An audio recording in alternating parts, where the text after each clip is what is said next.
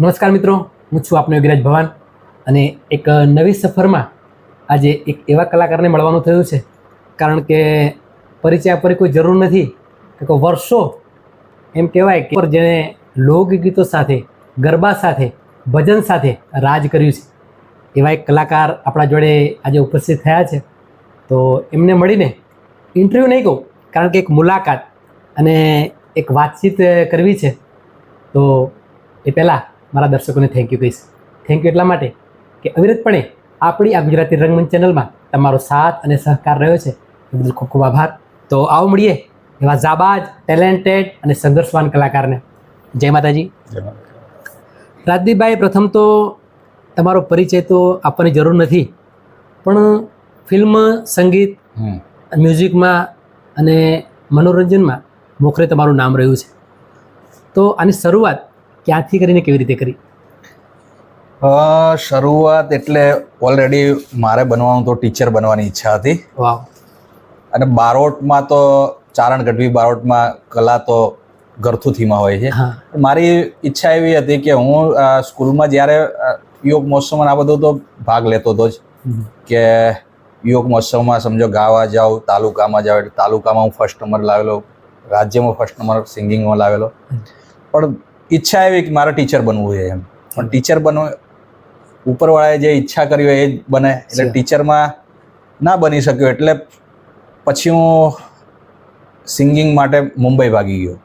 એક વ્યક્તિ મને મળ્યો કે યાર તમારો આટલો સરસ અવાજ છે, એટલે મારી નાની ઉંમરમાં, આઈ થિંક 13-14 વર્ષની ઉંમરમાં હું એની સાથે મુંબઈ ભાગી ગયો.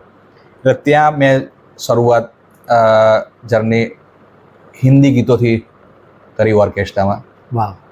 પછી એવું છે કે આપણને એક ખબર છે કે ભાઈ ગામડે ગાવું હોય તો બીજું કોઈ માધ્યમ હતું નહીં, એટલે આપણે ગામમાં બેન્ડ આવે, બરાબર, કોઈના ત્યાં પ્રસંગ હોય, એટલે આપણે એવું ઈચ્છીએ કે આપણને એક ગીત ગાવા મળે તો સારું. એટલે હું બેન્ડમાં બી ત્યાં સાઈડમાં ઉભો હતો, ત્યાં એ લોકોને કહું કે યાર મને એક ગીત ગાવા આપો ને, એટલે બેન્ડમાં પાછું ગાઈ લઈએ. આ રીતે ગાતા ગાતા ગાતા સમજો કે મેં મારા પપ્પાને કીધું ને, એ ટાઈમે પછી શરૂઆત થઈ. પહેલાં સૌરાષ્ટ્રના જ કલાકારો હતા, ઉત્તર ગુજરાતના કોઈ કલાકાર આપણા હતા જ નહીં. એટલે સૌરાષ્ટ્રના કલાકારો ચાલતા હતા, પ્રફુલ્લ દવે છે, આ બધા જે લેજન્ડ કલાકારો છે એ બધા. એમાં શરૂઆત થઈ ઉત્તર ગુજરાતના કલાકાર કે જેના થકી અમે બધા છીએ, કે જેનું અત્યારે નામ લઈ સલામ કરવી પડે, મણિરાજ બારોટ. બરાબર. એટલે મણિરાજ બારોટની એન્ટ્રી થઈ એટલે આપણે વિચારણા કરી કે યાર આપણે બારોટ છીએ, એ બારોટ છે, એટલે કલા એમની પાસે બી છે ને આપણી પાસે છે, તો આપણે આપણી કલાને આગળ લાવવી જોઈએ. એટલે પછી મેં શરૂઆત અમદાવાદ આવવાની કરી મારા પપ્પાને લઈને. અમે બધા ત્યારે તો બધી કંપનીઓમાં આપણે રખડવું પડે કે ભાઈ હું સારું ગાઉં છું, સારું ગાઉં છું, એમ બધી કંપનીઓમાં શરૂઆત કરી અને એમાંથી એક કંપનીમાં સમજો કે મારી શરૂઆત થઈને શરૂઆતમાં મેં ભાથીજીના ગીતથી શરૂઆત કરી. અને એ મંડળી ભજન પહેલાં આપણે ગામડામાં જે વાગતા હતા એ ટાઈપના મંડળી ભજનોથી મેં શરૂઆત કરી. અને એમાં એક ગીત મારું સમજો કે રણછોડજીનું બી બહુ ચાલ્યું ને ભાથીજીનું બી બહુ ચાલ્યું, તારું ડેરું ગગનમાં ગાજે, ભાથીજી અલબેલા ને રણછોડ રંગીલા. આ ગીતથી મારી જે શરૂઆત થઈને ભાથીજી મહારાજે રણછોડ રંગીલાએ કૃપા કરી દીધી. ને પછી તો એવું થયું, મેં કીધું યાર પબ્લિકને શું જોઈએ છે, આપણે ટેસ્ટની મને ખબર પડી. એટલે મેં કિશોર કુમાર ને મોહમ્મદ રફી સાહેબના બધાના બેવફાઈના ગીતો આવતા હતા, જુદાઈના ગીતો, એટલે બેવફાઈ. અને આપણામાં ગુજરાતીમાં જુદાઈ કહેતા હતા, ગમના ગીતો કહેતા. એટલે મેં સૌ પ્રથમ એવી વિચારણા કરી કે આપણા પબ્લિકને બેવફાના ગીતો કંઈક એ નામથી આપીએ. એટલે મેં શરૂઆતમાં નવા રંગરૂપ સાથે બેવફાના નામથી ગીતોની શરૂઆત કરી. અને એ બેવફા પ્રેમિકા, આ રીતે. એટલે બેવફાના ગીતો આપે એટલે પબ્લિકમાં રાજદીપ બારોટ થઈ ગયું. એટલે આ રીતે મેં જે જર્ની શરૂ કરી, સમજો. ખૂબ સરસ વાત કરી સર. જરા થોડું પાછળ જઈશું. સર અભ્યાસ કેટલો કરે છે? અભ્યાસ SSC. વાહ, ખૂબ સરસ. પાસ. ગામડે જ કરે છે? ગામડે. આગળની વાત કરીએ તો જેમ કે અભ્યાસ તમે ગામડે કર્યો છે, તો ગામડામાં એવું હોય કે સ્કૂલમાં ઘણીવાર તમારે ગાવું પડતું હોય, તો તમારા જે મિત્ર સર્કલ હોય, તમારા ફ્રેન્ડ સર્કલ હોય, એ તમને ગવડાવતા હોય, તો વધુ શું ગવડાવતા તમને? વધુ ગવડાવવાની વાત એવી આવે કે મને હિન્દી ગીતોનો બહુ શોખ હતો, હા એટલે અમે આ રીતે બેન્ચ હોય ને બેન્ચ ઉપર વગાડીએ અને હિન્દી ગીતો ક્યાં બાત ગઈએ આ રીતે. કે ત્યારે કોઈ આટલું રિધમનું કે એવું કોઈ જુગાડ ના હોય એમ, ના કઈ નહીં, તો આવા કોઈ મનોરંજન માટે સ્કૂલમાં કંઈક વગાડીને કે બેન્ચ હોય આપણી બેન્ચ વગાડીએ કે ક્યાં વાત હે, ખૂબ સરસ.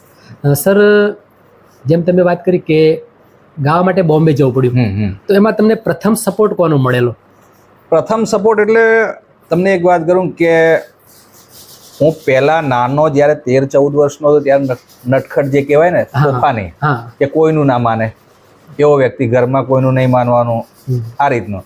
એટલે હું નાનો હતો એટલે એક બેન્ડનો એક વ્યક્તિ હતો મરાઠી મુંબઈનો, વાહ, એટલે એનું નામ ગજાનંદ કરીને હતું. એણે મને એમ કીધું यार आपका इतना अच्छा आवाज है तो तुम इधर क्या कर रहे हो, चलो मुंबई जाते हैं. तो મને ખબર 13-14 વર્ષની ઉંમરે કે આપણે ના જવાય કે આ તે એ રીતે બી ટેલેન્ટેડ આપણે પેલા ડોનગીરી વાળા કે ભાઈ ના કાંઈ નહીં એસા તેસા, જીવનમાં એક ધગસ છે કે ભાઈ કલાકાર બનવું છે, એટલે ઘરના બી કંઈ વાત ના કરી અને એની સાથે હું મુંબઈ ભાગી ગયો. એટલે એણે મને ત્યાં સમજો કે મરાઠી હતો એટલે એની ઝૂંપડપટ્ટીમાં રહેતો, ત્યાં મને રાખ્યો. એને ખબર નહીં કે ભાઈ આ ટાઈપનો વ્યક્તિ છે ને એને આપણે બિચારે એની ઝૂંપડપટ્ટી ત્યાં રાખ્યો, જમાડ્યો મને. પછી એણે જે જગ્યાએ ઓર્કેસ્ટ્રામાં લઈ જાઓ ત્યાં મને લઈ ગયો, ત્યાં મુલાકાત કરાયા. પછી ત્યાં મારો નંબર બી લાગી ગયો ગાવામાં. પણ પછી મને ઘરે યાદ આવી ગયું એટલે ત્યાંથી હું રિટર્ન આવી ગયો પાછો. સર આમ તો એવું કહેવાય છે કે બારોટનું છોકરું એ ઘોડિયામાં પણ સુરથી રોતું હોય છે, એટલે તમારા એક બ્લડમાં છે, બ્લડ રિલેશન. તમે જે ગાવાની જે તમારી જે પરંપરા એ વારસાથી છે. અને ઘણા બધા આલ્બમોથી તમે શરૂઆત કરી છે, ઘણા બધા લોકોને લોકગીતો પીરસ્યા છે. એમાં મોખરે કહેવાય કે એક કંપની છે આપણે અમદાવાદની લાલન, તો એમાં ઘણા બધા તમારા ટાઇટલો જેમ પ્રેમ વિજોગણ છે, બેવફા ઘાયલ, બેવફા પ્રેમિકા, સાજણ બેવફા, તું બેવફા, સનમ બેવફા, બધા. તો એમાં રાજદીપ બારોટ એ લોકો કઈ રીતે ઓળખતા થયા, કયા ગીતથી? એટલે તમને એક જ વાત કરું કે મારા બેવફાઈની શરૂઆત થઈ ને, અને એમાં સૌથી પહેલા સમજો લાલન કંપની તમે વાત, લાલન કંપની એડવર્ટાઇઝિંગ કરતી હતી કે સમજો કે કોઈ પણ કંપનીની હોય એટલે પહેલા આપણે દૂરદર્શન ઉપર ચિત્રગીત આવતું હતું, પેલા ગુજરાતી ફિલ્મના ગીતો. એ ચિત્રગીતનું જે ટાઇટલ આવે ને, એ ગીત ત્યારે રાજદીપ બારોટ સમજો કે જે કુદરતે નામ કરેલું એટલે ટોપ ઉપર હતું. એટલે એમણે સંજયભાઈ એવું છે કે આ ચિત્રગીતનું ટાઇટલ રહ્યું ને રાજદીપ બારોટ પાસે ગવડાવીએ, એટલે ટાઇટલ સોંગ જે નંબરિયા પડે ને એ સોંગ મારી પાસે ગવડાવ્યું. પછી મેં એમને એવું કીધું એ દરેક કંપનીને એમની ચિત્રગીતમાં છે કે કોઈ પણ સિરિયલ હોય એમાં એડ કરતા હતા જાહેરાત કે તમારી 15 સેકન્ડની આવે કે આ તે. તો મેં એમને કીધું આ દરેક કંપનીવાળા તમારી સિરિયલોમાં જાહેરાત કરીને જે કંઈ કમાય છે તો તમે તો તમારી પોતાની ખેતી છે, તો એમાં કંઈક તમે એવું કંઈક બનાવો ને કે ટાઇટલ બનાવીને અંદર. એમણે મને એવું કે બારોટજી આપણે બનાવશું ટાઇટલ તો કંપની કરશું તો તમારું પહેલા બનાવશું. એટલે એમણે લાલન શરૂ કરી અને પહેલું ટાઇટલ મને મારા લિરિક્સ મારા જ લખેલું અને પહેલું ટાઇટલ બનાવ્યું પ્રેમનો રૂમાલ. અને પ્રેમનો રૂમાલ બનાવ્યું એટલે એ પિક્ચર જેવા ગીતો બની ગયા. પિક્ચર જેવા ગીતો બની ગયા એટલે એમની થોડી પેલી ચાહના એવી વધી કે ભાઈ પ્રેમનો રૂમાલ આવું ટાઇટલ બની ગયું છે તો આમાં હીરો તરીકે હિતેન કુમારને લાવીએ આપણે. હવે ત્યારે હિતેન કુમાર સુપરસ્ટાર, એટલે પછી હિતેનભાઈને ફોન કર્યો. એ કે હું આલ્બમ કરતો નથી, પણ એમને એમ કીધું, મેં કીધું એકવાર આવીને તમે સાંભળો તો ખરા ગીતો. એ માણસ મુંબઈથી આવ્યા અને સાંભળ્યા ગીતો. એમણે કીધું કે યાર આ તો પિક્ચરના ગીતો છે, હું કરું છું. અને પ્રેમનો રૂમાલ કર્યો. અને પ્રેમનો રૂમાલ જેવો જ લોન્ચ થયું એટલે પબ્લિકના ઘરે ઘરે ગામે ગામ છકડા હોય કે ગમે તે હોય ત્યાં પ્રેમનો રૂમાલ જ વાગતો હોય, છોડી પ્રેમનો રૂમાલ મારો લેતી. એટલે ત્યાંથી મારું વધારે નામ થયું. પછી આ બેવફાના ગીતોની મેં જે શરૂઆત કરી, કોઈ બેવફાના ગીતો ગાયા જ નથી, અને બેવફાના ગીતો મેં જે શરૂઆત કરી એટલે અત્યારે હું પેલું નહીં કહું કે પણ 3-4 કલાકારો XYZ 3-4 કલાકારોના ફોટા મૂકો અને એમાં તમારે લખવાનું કે આમાં બેવફાનો બાદશાહ કોણ છે, સૌથી વધારે કોમેન્ટ મારી હોય કે બેવફાનો બાદશાહ રાજદીપ બારોટ. આવું એટલે બેવફાની શરૂઆત ગીતોની મેં કરી એટલે પબ્લિક ચાહને કે રાજદીપ બારોટ જ છે બેવફાનો બાદશાહ. પછી તો બધા ઘણા બધાએ ગાયા ગીતો, પણ આ રીતે મારી વધારે ચાહના બેવફાના ગીતો જે થયા અને આ પ્રેમના રૂમાલથી બધા. રાજદીપભાઈ, આમ તો ઘણા સમયથી તમને મળવું હતું, પણ એવા સમય સંજોગોના કારણે આપણે મળી શક્યા નથી ને આજે ભરતભાઈના દ્વારા તમને મળવાનું થયું છે મને, કારણ કે એ પણ મારા જૂના મિત્ર છે. તમારા જૂના મિત્ર મારો તો ભાઈ છે, અમે તો જીવ છે. અમારા પેલા ખોળિયા જુદા છે પણ જીવ એક છે અમારા બેનો. રાઈટ. રાજદીપભાઈ, એક પોડકાસ્ટ સાથે સાથે થોડા ગીતો પણ આપણે ગાઈશું. તો સર્વપ્રથમ તમારું જે પ્રથમ ગીત જે લોકોને ખૂબ જ ગમ્યું હોય એવું સરસ મજાનું ગીત સાંભળવું છે યુટ્યુબના માધ્યમથી. તો એ મેં ના કીધું કે પ્રેમનો રૂમાલ, એનું ટાઇટલ સોંગ હતું. હે સોડી પ્રેમનો રૂમાલ મારો લેતી જાજે, સોડી પ્રેમનો રૂમાલ મારો લેતી જાજે, મને આઈ લવ યુ બોલતી જા ઓ સોડી નખરાળી, મને આઈ લવ યુ બોલતી જા ઓ સોડી લટકાળી, સોડી પ્રેમનો રૂમાલ મારો લેતી જાજે, સોડી પ્રેમનો રૂમાલ મારો લેતી જાજે. ક્યાં વાત હે. વર્ષોના સંઘર્ષ પછી આજે પણ એ જ રાજદીપ અવાજ, એવું લાગે કે વર્ષો જૂના રાજદીપને સાંભળીએ છીએ, કારણ કે ખૂબ જ તમારા ગળામાં જે મીઠાશ કહેવાય, ગીતને જે ખરેખર ન્યાય તમે આપો છો, એ ખૂબ જ મહત્વની વાત છે. રાજદીપભાઈ, તમારા લગભગ મારા માનવા પ્રમાણે ઘણા બધા ટાઇટલો બન્યા છે, એમાં માતાજીના ગરબા પણ, એટલે તમે એક ડાકલા ગાયા છો જોરદાર. એ ખરેખર એ ડાકલા હું ખૂબ જ સાંભળ્યા છે. તો એ દાખલાના એક આપણે ટૂંકમાં કહીએ કે તમારા મોઢે આજ સુધી જે દાખલા મેં સાંભળ્યા પણ તમારા મોઢે એક અલગ ટાઈપના દાખલા છે, તો જરા એક દાખલાનું એક સોંગ આપણે સાંભળવું છે. દાખલાનું એટલે મેં ઘણા ટાઈમથી દાખલા બંધ થઈ ગયા હતા. જ્યારે આ કેસેટ લાઈનની વાત હતી ત્યારે તો રેગડીઓને આવું બધું ચાલતું હતું. એટલે પછી આ દશામાનો પિરિયડ ને ખૂબ ચાલતો હતો, એટલે મેં એવી વિચારણા કે મેં કીધું આપણે દશામાના દાખલા કરીએ એમ. કોઈ દશામાનું દાખલા બનાવતો જ નથી, એટલે મેં દશામાના દાખલા બનાવ્યા. અને પછી એ જ ટ્રેક જ્યાં જોઈએ ત્યાં દશામાના દાખલા બધી જગ્યાએ, સમજો આપણો જે મધ્યમ વર્ગ છે એ માનવા વાળો છે, બરોબર. એટલે જ્યાં જુઓ ત્યાં દશામાના દાખલા જ વાગતા હોય. પછી અમે વિચારણા કરી કે એવો આપણા મધ્યમ વર્ગોમાં એક એવી માતાજી છે કે જે મેલડીમાં કે દરેક માનતા હોય, એટલે પછી મેં મેલડીમાંના દાખલા બનાવ્યા, એટલે એ બી ખૂબ ચાલ્યા. તો એનું એક જે દાખલો, એના 7 ગીતો હતા, એમાંથી એક તમને સંભળાવું. એ મારી મેલડીને ફૂલડે વધાવો રે, મેલડી આવ્યા આંગણીએ, મારી મેલડીને ફૂલડે વધાવો રે, મેલડી આવ્યા આંગણીએ. વાહ, ખૂબ સરસ. રાજદીપભાઈ, શરૂઆતની વાત કરી કે જ્યારે ઓડિયો કેસેટનો જમાનો હતો ત્યારે એક કેસેટમાં 7 ગીતો ગાવા પડતા, અને એ સમયે એકોસ્ટિક રિધમ, એક રિધમ ભરીને, અને એમાં જરા પણ જો કદાચ ભૂલચૂક થાય તો એને ફરીથી અમે એ બી મોનો બી કર્યું. એને મોનો ટોનમાં કહે કે ભાઈ પ્રિન્ટ ફરતી હોય, એમાં 10 વગાડવાવાળા વાજિંદ્રો વાળા કે 15 જણા બેઠા હોય, અને હું મારા રૂમમાં સિંગિંગ કરતો, પેલા 15 જણા વગાડતા હોય. એમાં ખાલી જો મંજીરા વાળાની બી કઈ ભૂલ થઈ હોય તો એ આખું ગીત ફરી પાછું ગાવું પડે. એ પોઝિશનમાં બી અમે રેકોર્ડિંગ કર્યા છે. અને પછી ટ્રેક વાળા બી આવી ગયા કે ભાઈ રિધમ બની જાય, રિધમ ભરાઈ જાય, તબલા ભરાઈ ગયા, બધું ભરાઈ ગયું, પછી મારે એકલાને સિંગિંગ કરવાનું હોય, એવું બી અમે કર્યું. એ અમે ભરતભાઈને જ્યારે સમજો કે એમને, ભરતભાઈ બહુ મોજીલો વ્યક્તિ છે અને સંગીતમાં એને ખૂબ રસ, ખૂબ જ રુચિ, માતાજીએ બધું બહુ આપ્યું છે, પણ સંગીત પ્રેમી વ્યક્તિ. એટલે એ વખતે સમજો કે મારું એ આ ટોપ લેવલ, એટલે એમણે વિચાર્યું ભાઈ રાજદીપભાઈ પાસે મારે આ ગીતો કરાવવા છે. અને એમણે ને અમે બંને 3, એક રાણા છે મારા ભાઈબંધ, અમે 3 ભેગા થઈને જે આ કર્યું, કેસેટો બનાવી, પણ એમાંના ના ભૂતો ના ભવિષ્ય એક ગીત એવું ચાલી ગયેલું છે અને જે વર્ષો સુધી ચાલે જ છે. કોઈ પણ મારો પ્રોગ્રામ હોય એટલે એમાં મારે ગાવું પડે, એના ઉપર સીટીઓ પડે. એ ગીત હું તમને સંભળાવું. પ્રીત કરીને અમે ઘણું પછતાણા, પ્રીત કરીને અમે ઘણું પછતાણા, નથી હરખાણા મારી સાજણા રે. અને એની એક લીટી બહુ ચાલી હતી. એ લીટી ક્રિકેટરોમાં બી કંઈક પ્રોબ્લેમ થયો હોય ને હા, હા. એમાં બી વિરાટ કોહલીનો કોઈક બતાવે ને આ રીતે બતાવે ને ધોની નું બતાવે ને એ બતાવવામાં બહુ ચાલ્યું હતું હા. રીલ્સમાં.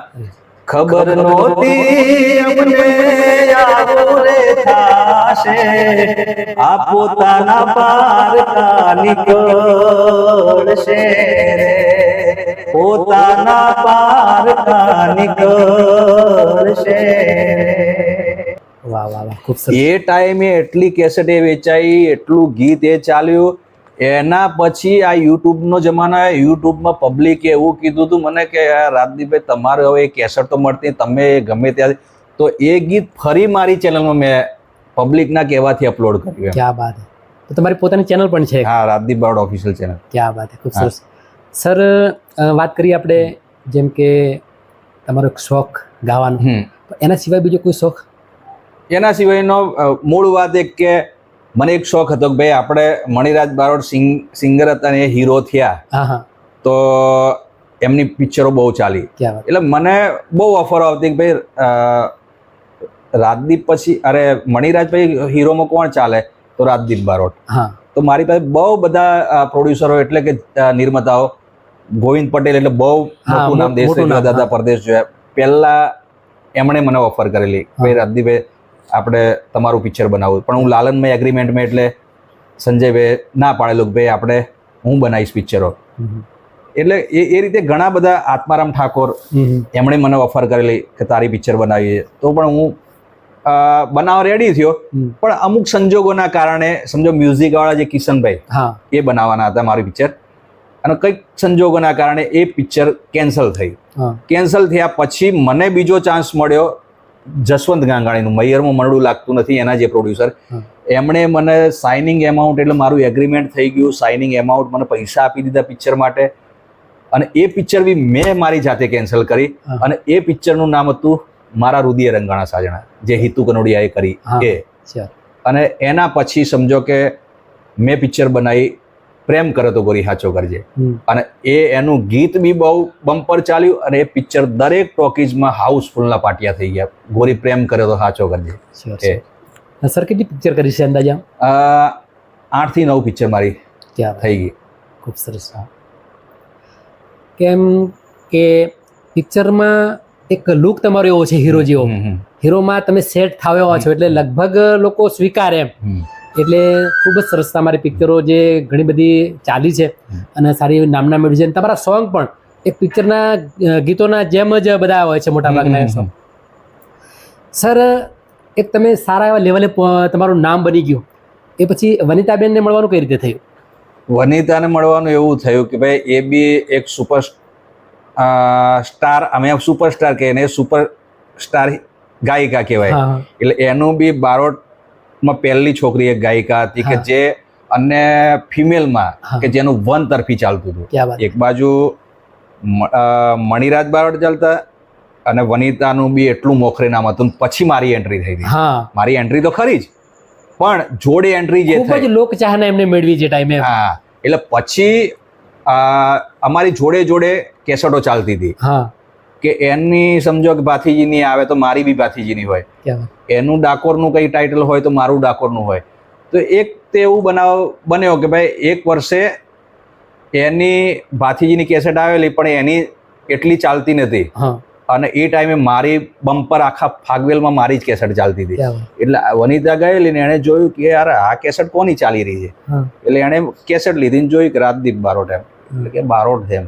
એટલે ત્યારથી એને થયું. પછી એક જગ્યાએ અમે રેકોર્ડિંગમાં સ્ટુડિયોમાં જોડે મળ્યા પછી મુલાકાતથી વાતચીત થઈ, અને વાતચીત થયા પછી અમે 2-3 વખત પછી આણંદ સ્ટુડિયોમાં ભેગા થયા. પછી એને મારા સાસુ જોડ્યા હતા એના મમ્મી, તે એમણે મને પૂછ્યું કે તમે શું બીજું કાંઈ, બસ આ રીતે. તો કે સારું, વાંધો નહીં, તમારા પપ્પા મમ્મીને મોકલજો, મારે વાત કરવી. હવે મારા પપ્પા સાથે વાત કરીને આ બધું બીજા બધા વાજિંત્રો વાળાને પૂછ્યું હા, કે ભાઈ આ છોકરો કેવો હોય, એટલે બધા વગાડવાળાએ બી કીધું કે રાજદીપ જેવો કોઈ છોકરો નથી, હા. આટલું ટોપ લેવલે નામ છે પણ વ્યસનમાં કંઈ જ નથી, એમ સોપારીનો ટુકડો બી નહીં, ક્યાં વાત. બીજું તો બાજુમાં ગયું પણ સોપારીનો ટુકડો બી ખાતો નથી. હા. એટલે પછી એમણે ડન કર્યું કે ભાઈ આપણે મતલબ તમારા પરિવારમાં એકબીજાને મળીને કર્યું છે હા, એમ. મળીને કોઈ કોઈ લવ મેરેજ કે એવું નહીં, એવું નથી. એરેન્જ મેરેજ કે ભાઈ એ સમયે તમારો કેવું આમ મને ખુશી તો એક થાય ને હા કે યાર ભાઈ મારું બી નામ છે હા બરાબર બારોટમાં, ને એક આ છોકરીનું બી બારોટમાં નામ છે, એટલે અમે સોનામ સુગંધ પડી જશે શ્યોર સમજો. શ્યોર શ્યોર હા પતિ પત્ની બંને થાશું તો ઓર આ જે પ્રગતિ છે, આ જે નામ છે એનાથી ઓર નામ બંનેના કારણ કે થશે. બંને લાઈન એક હતી એમ. હા એક હતી, હા એટલે બંનેના મેં કીધું અમે જોડે થઈશું, એટલે અમારા શો જે અલગ થાય છે હા એક થઈ જશે. મળીને થાય હા એટલે બધું બહુ અમને બેનિફિટ થશે. એટલે એના પછી સમજો મેરેજ થયા પછી બહુ બેનિફિટ થયું એમ. બરાબર, ખૂબ અને એના આયા પછી સમજો કે એક તો સ્ત્રીનું કોઈ પણ સ્ત્રીનું પગલું સારું હોય તો, હા એટલે વનિતાના આયા પછી સમજો ફિલ્મી લાઈનમાં બી એના આયા પછી એનો સપોર્ટ હતો હું ફિલ્મી લાઈનમાં, નહીં તો કોઈ સ્ત્રી પોતાનો પુરુષ પર સ્ત્રી સાથે સમજો કે લવ સીન કરે કે ગીતો ગાય કે એક્ટિંગ કરે કોઈને પસંદ ના હા હોય, ગમે નહીં એમ. પણ એની પરમિશન હતી.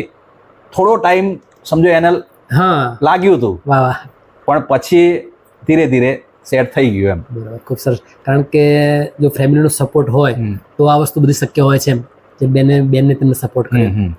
તો સર ઘણા વર્ષોથી તમને લોકો જાણે છે અને ખૂબ જ દર્શકોએ તમને વધાવ્યા છે, તો દર્શકોને શું કહેશો જરા? દર્શકોનો તો તમે મારા ટિકિટ શો જોશો હા. પહેલાના અને અત્યારે જે શો ચાલી રહ્યા એ જોશો. એક તો દરેક શોમાં હું એ જ બોલ્યો કે રાજદીપ બારોટ, અમુક લોકો એમ કે ગુજરાતનો સુપરસ્ટાર રાજદીપ બારોટ તમારી વચ્ચે આવ્યો સ્ટેજ ઉપર એસા તેસા, એટલે સીધું માઇક લઈને હું પહેલું એ જ કહેતો હોય કે ગુજરાતનો સુપરસ્ટાર રાજદીપ બારોટ નથી, ગુજરાતના સુપરસ્ટાર મારા ચાહક લોકો છે, તમે બધા છો, ત્યારે આ રાજદીપ બારોટ છે. મને તમે જો સુપરસ્ટાર ના બનાવ્યો હોત આ જગ્યાએ, સમજો મારી એક એક કેસેટ ખરીદીને સાંભળીને તમે મને આ જગ્યાએ ના લઈ ગયા હોત તો હું સુપરસ્ટાર હોત જ નહીં. એટલે મારા સમજો કે ભગવાન માનું કે સુપરસ્ટાર માનું, મારા મા બાપ માનું કે મારી રોજી રોટી જે છે તો મારો પ્રેક્ષક છે. અને અત્યાર સુધી અમુક લોકો દશકો ભોગવે, અમુક લોકો વિસ્કો ભોગવે, મારે વિસ્કાની ઉપર ચાલ્યું છે. અને એમાંય દરેક ગીતો મારા હિટ હોય. એટલે હમણાં મારું રીલ્સમાં એક બહુ ચાલ્યું હતું કે જે 10 કલાકારો ગાઈ ગયા અને ગાયા પછી એમ કે હવે રાજદીપ બારોટને આપણે મૂકીએ છીએ, અને રાજદીપ બારોટની એન્ટ્રી થાય સ્ટેજ ઉપર અને એ લીટી ગાય એટલે સીટીઓ દેકારા પડે. એ તમે જે હમણાં વાત કરીએ કે તારા વિના મારો દાડો ના જાતો, વેરણ રાતડી લાગે, માલણ વિના મન ના માને, કાળજે કટાર વાગે, એ હવે મોઢું તો બતાય, એ માલણ મોઢું તો બતાય, મોનીતી હો માલણ મને મોઢું તો બતાય, એ હવે જાગરે માલણ જાગ, જાગરે માલણ જાગ, જાગરે તારો મેરું જગાડે, જાગરે માલણ જાગ. એટલે આ ગીત રહ્યું ને એ પબ્લિક અને દરેક કલાકારો રહ્યા એ બી મારો જીવ છે. કારણ કે અમુક લોકો એમ કહેતા હોય છે ને કે અમે નાના કલાકાર છીએ. જિંદગીમાં XYZ કલાકારે પોતાની જાતને નાની માનવી નહીં. નાની માનો એટલે ઉપરવાળો સાંભળે, પણ એમ જ કે મને જે નામ બનાવ્યું છે એ મારા માટે બરાબર છે. પણ સિનિયર હોય કોઈ મોટો કલાકાર છે તો એની રિસ્પેક્ટ કરવી એ કલાકારે જોવું જોઈએ કે યાર મારાથી અમે તો જે દિવાળીઓ જોઈ નથી એ દિવાળીઓ આ વ્યક્તિએ જોયેલી છે, એટલે એની રિસ્પેક્ટ કરવી જોઈએ. પણ એની સામે એક જ સ્ટેજ ઉપર હોય તો ડરવું કે હું શું ગઈશ એ નહીં. ગાવા ટાઈમે તો તલવાર કાઢીને જ બેસવાનું, લડી લેવાની જ વાત રાખ.